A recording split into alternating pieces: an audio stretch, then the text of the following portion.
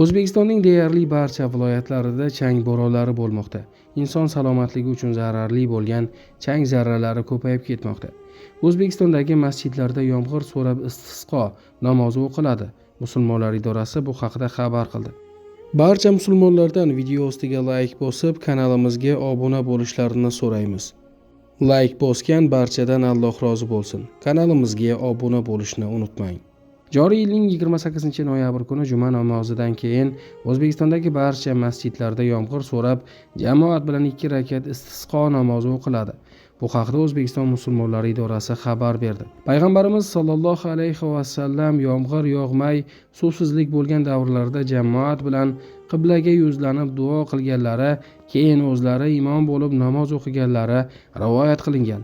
Alloh taolodan suv yomg'ir so'raladigan istisqo namozi fazilatli hadis kitoblarida bayon qilingan.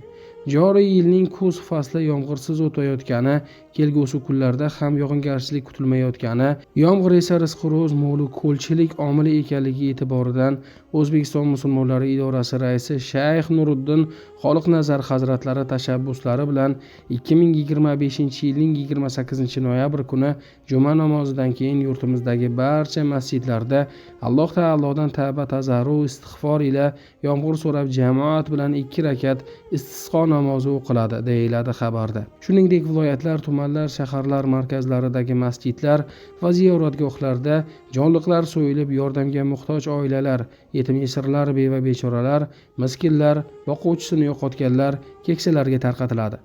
Idoraga ko'ra, O'zbekiston musulmonlari idorasi tasarrufidagi oliy va o'rta maxsus islom ta'limi muassasalarida ustozlar va talabalar tomonidan Imom Buxoriy, Sahih Buxoriy asari shu yilning 28-noyabr kuni juma namoziga qadar xatmul qutub qilinadi. Makka Mukarrama va Madina Munavvarada umra ziyoratida bo'lib turgan 50 boshi imom domlalarga Harami shariflarda o'z guruhlari ishtirokida istisqo namozi o'qilishlari tavsiya etiladi.